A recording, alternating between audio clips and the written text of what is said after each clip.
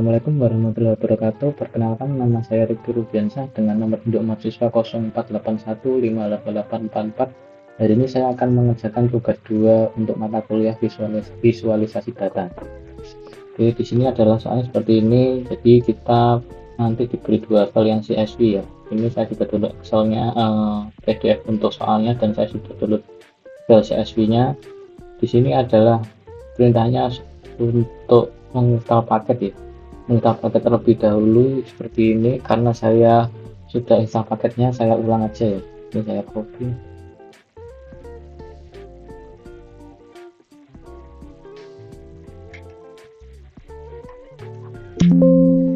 Nah, ini kan karena sudah saya install sebelumnya, saya ulang aja nggak apa-apa.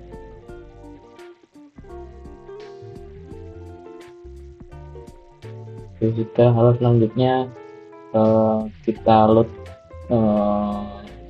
fungsinya.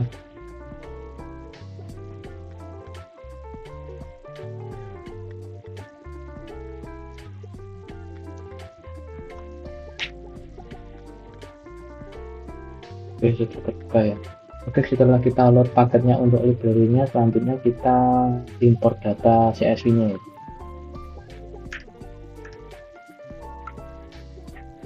Sini saya akan import. Oke, di sini sudah masuk datanya seperti ini ya. Ini adalah data dari CSV-nya. Lalu perintah pertamanya adalah kita disuruh untuk menggunakan plot histogram untuk cek apakah variabel tersebut distribusi normal atau tidak, serta disuruh untuk menjelaskan interpretasi histogram tersebut. Oke, di sini kita menjelaskan.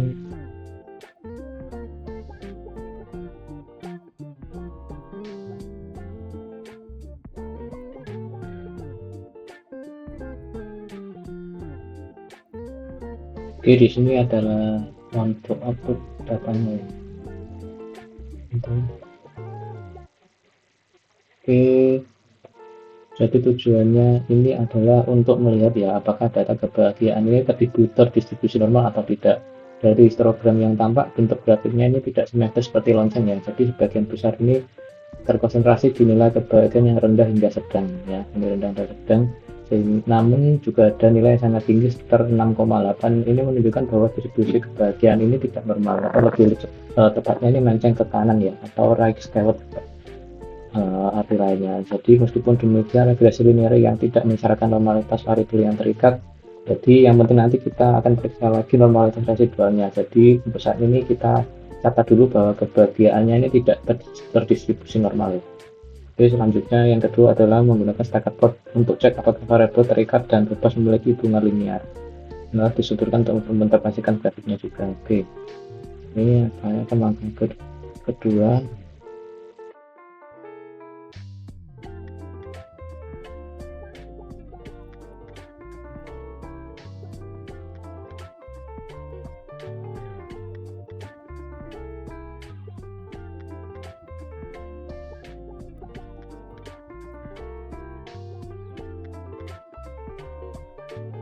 Oke, di langkah kedua ini kita membuat stacker plot antara pendapatan sebagai variabel bebas di sumbu X dan lalu kebahagiaan sebagai variabel terikat di sumbu Y ini ya.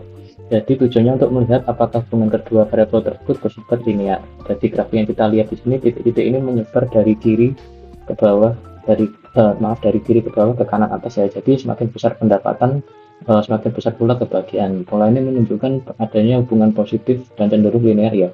Meskipun sebaran titiknya itu cukup lebar, tidak terlihat pola melengkung atau membentuk kurva, jadi rata ya ke atas. Jadi oleh karena itu kita bisa membuat asumsi bahwa linearitas dapat dikatakan terpenuhi untuk analisis regresi ya. Lalu selanjutnya kita langkah ke C, soal C, yaitu lakukan regresi linear sederhana dan jelaskan hasil regresi tersebut. Oke, kita akan melangkah ke selanjutnya.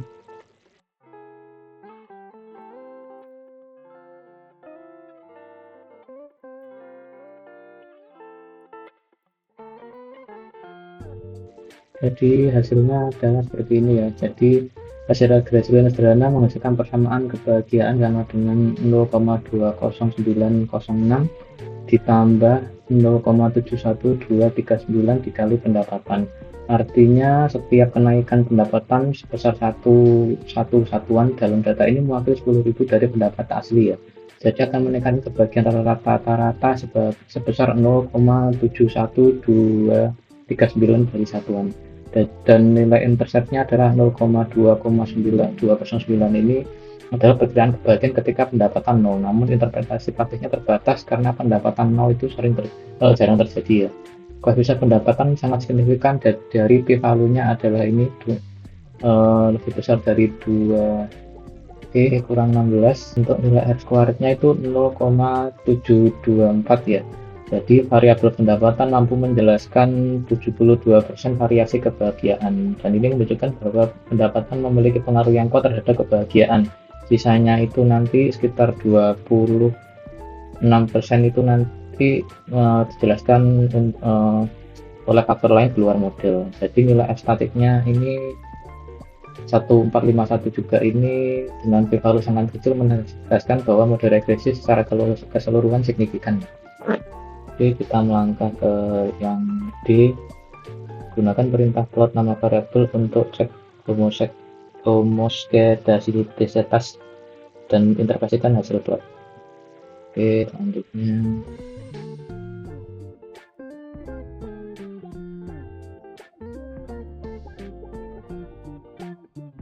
di langkah keempat ini kita memeriksa asumsi homoskedastisitas ya, yaitu apakah ragam residual konstan untuk semua nilai prediksi. Kita menggunakan plot antara residual sisa dan nilai prediksi fit value. Pada plot ini sumbu X adalah nilai kebahagiaan dan sumbu Y adalah nilai residual. Ini kebahagiaan, ini residual.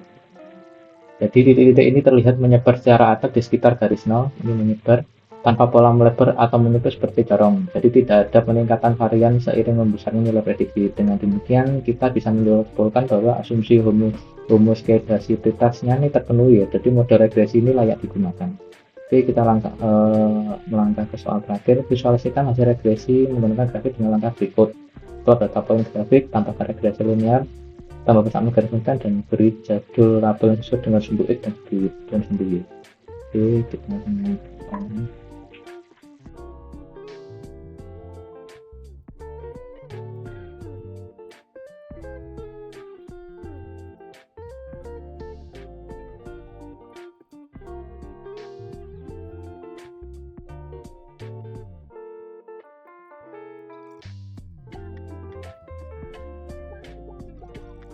Ini adalah hasilnya untuk nomor 4 ya.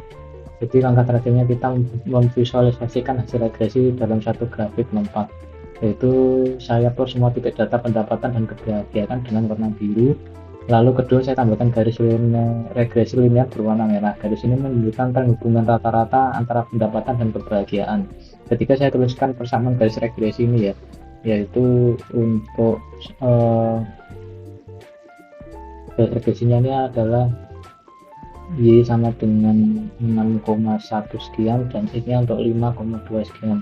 Jadi dan saya membuat judul regresi linear pendapatan versus kebahagiaan. Jadi label suhu kebahagiaan pendapatan ini dikali 10.000 ya, dan label sumbu Y ini kebahagiaan. Grafik ini memperjelas bahwa meskipun hubungannya ini positif, titik-titik masih cukup tersebar yang sesuai dengan nilai R-bar yang tidak terlalu tinggi. Oke, sekian tugas dari saya. Apabila ada kesalahan atau kurangnya, saya mohon revisinya. Terima kasih. Wassalamualaikum warahmatullahi wabarakatuh.